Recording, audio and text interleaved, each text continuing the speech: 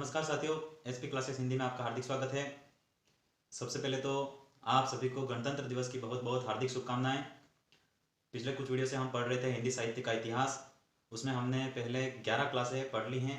आज हम class number 12 लेकर आए हैं और सबसे महत्वपूर्ण क्लास जिन कवियों ने हिंदी साहित्य का इतिहास पढ़ना स्टार्ट करवाया था और फिर हम जिन बाबत बात कर रहे हैं, तो आज लगभग अंतिम ऐसे कवि जिन्होंने हिंदी साहित्य का इतिहास महत्वपूर्ण तौर पर लिखा था उसके बारे में चर्चा करेंगे। और उसके पश्चात हम अगले वीडियो में सभी कवियों का ध्यान में रखते हुए एक आदर्श काल विभाजन क्या रहता है उस बाबत हम चर्चा करेंगे। तो आज हम शुरू करते हैं। डॉक्टर गणपति चंद्र गुप्त के द्वारा हिंदी साहित्य के इतिहास को कितने भागों में विभाजित किया गया, और यह भी बहुत महत्वपूर्ण है क्योंकि इसमें जो भक्ति काल है, मध्यकाल है, उत्तर मध्यकाल, इस प्रकार के जो विभाजन किए गए हैं उसको हमें ध्यान में रखते हुए परीक्षा से संबंधित प्रश्न पूछे जाते हैं, जिसको हमें बहुत ही अच्छे से पढ़ना होगा। तो चलिए शुरू करते हैं। डॉक्टर गणपति चंद्र गुप्त के द्वारा हिंदी साहित्य के इतिहास को कितने कालों में विभाजित किया गया और उनकी कौन सी महत्वपूर्ण पुस्तकें हैं, उनका जन्म कहाँ हुआ था, इस बाबत चर्चा करते हैं। तो चलिए शुरू करें।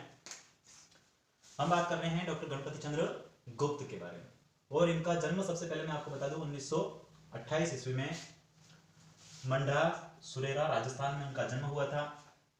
उनका एक सबसे महत्वपूर्ण ग्रंथ माना जाता है हिंदी साहित्य का वैज्ञानिक इतिहास। हिंदी साहित्य का वैज्ञानिक इतिहास पुस्तक के रचयिता कौन है, तो डॉक्टर गणपति चंद्र गुप्त। यह पुस्तक उन्होंने 1965 में प्रकाशित करवाई थी और इस पुस्तक के 2 खंड हैं। 2 खंडों में यह पुस्तक हमें प्राप्त होती है। और उनकी दूसरी महत्वपूर्ण पुस्तक साहित्य विज्ञान, फिर आगे है रस सिद्धांत का पुनर्विवेचन, फिर आगे है साहित्यिक निबंध, फिर हिंदी काव्य में श्रृंगार परंपरा का हिंदी काव्य में क्या महत्वपूर्ण योगदान रहा और इससे संबंधित कौन कौन सी रचनाएं और रचनाओं में श्रृंगार का किस प्रकार का प्रयोग किया गया, महाकवि बिहारी, और फिर महादेवी नया मूल्यांकन। उन्होंने जो डी.लिट की उपाधि प्राप्त की थी, महाकवि बिहारी, इस महत्वपूर्ण रचना पर उन्होंने शोध ग्रंथ लिखा था और इस प्रसंग पर उन्होंने डी.लिट की उपाधि प्राप्त की थी। इस प्रकार से इनकी जो महत्वपूर्ण रचनाएं हैं ये केवल 7, और इनके अतिरिक्त भी उनकी कई सारी रचनाएं मानी जाती है, परंतु सबसे ज्यादा महत्वपूर्ण हमें इनको ध्यान में रखते हुए पढ़ना है। फिर आगे हम बात करते हैं इनके द्वारा हिंदी साहित्य के इतिहास को कितने कालखंडों में विभाजित किया गया, उस बाबत चर्चा करेंगे। तो साथियों, अब बात करते हैं हम डॉक्टर गणपति चंद्र गुप्त के द्वारा हिंदी साहित्य के इतिहास को कितने कालखंडों में विभाजित किया गया है। चलिए शुरू करें। उन्होंने जो काल विभाजन किया था दोस्तों, वह कुल 4 प्रधान भागों में विभाजित किया था। कितने भागों में? 4 प्रधान भागों में, और इनके भी अलग अलग भाग उन्होंने बताए थे।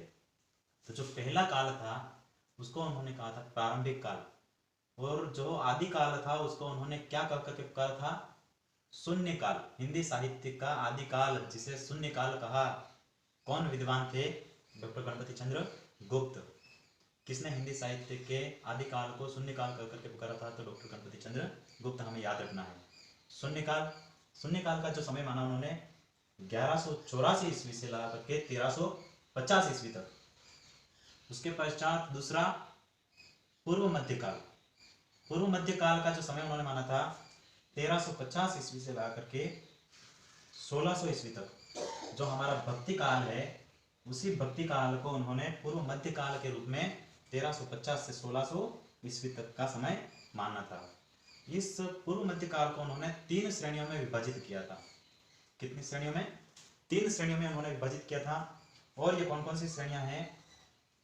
पहला है धर्माश्रित काव्य, दूसरा है राज्याश्रित काव्य, तीसरा है लोकाश्रित काव्य।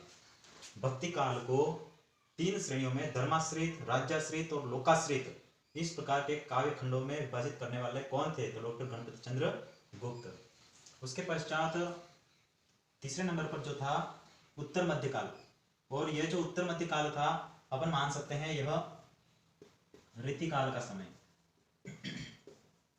रीतिकाल जिसे हम कहते हैं, उन्होंने क्या नाम दिया था? उत्तर मध्यकाल। इसका समय माना था 1600 से 1857 ईस्वी। और उसके पश्चात आधुनिक काल का प्रारंभ उन्होंने कब से माना? 1857 ईस्वी से अद्यतन। यह जो अद्यतन लिखा होता है दोस्तों, इसका क्या मतलब होता है कि इस रचना में, अर्थात कि इन्होंने जो हिंदी साहित्य का वैज्ञानिक इतिहास लिखा, इस रचना के प्रकाशन वर्ष तक 1857 से उस प्रकाशन वर्ष तक का समय जो माना है उन्होंने, और उसको कहते हैं अद्यतन। इस प्रकार से उन्होंने इस प्रकार के 4 कालखंडों में विभाजित किया था, और जो पूर्व मध्य काल था उसको भी 3 खंडों में। सबसे ज्यादा महत्वपूर्ण याद रखना है धर्माश्रित, राज्याश्रित और लोकाश्रित। इस प्रकार का काल विभाजन किसने किया था, तो हमें ये ध्यान रखना है। और हिंदी साहित्य का पहला कवि डॉक्टर गणपति चंद्र गुप्त के अनुसार कौन था, तो उसका उत्तर होगा शालिभद्र सूरि। इन महोदय को उन्होंने हिंदी साहित्य का पहला कवि माना है, परंतु यह जो वास्तव में क्या थे, जैन कवि थे। इस प्रकार से डॉक्टर गणपति चंद्र गुप्त के अनुसार हिंदी साहित्य के इतिहास का विवरण हमने कर लिया है। अब आगे जाकर के हम एक आदर्श काल विभाजन के समय में या फिर एक आदर्श काल विभाजन को पढ़ेंगे, जिसमें हम देखेंगे कि हिंदी साहित्य के इतिहास को कुल कितने भागों में विभाजित किया गया है, और आधुनिक काल को कितने कालों में विभाजित किया गया है, कितने भागों में विभाजित किया गया है, और कौन से काल का प्रारंभ और मुख्य कवि कौन से थे, उस काल के प्रमुख कवि कौन से थे, और उसका नामकरण किसने किया, और उसका समय क्या रहा। इस प्रकार की चर्चा हम विस्तृत विवरण उनके बारे में करेंगे। तब तक के लिए धन्यवाद। जय हिंद।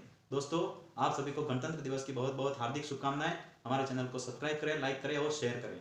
जय हिंद, धन्यवाद।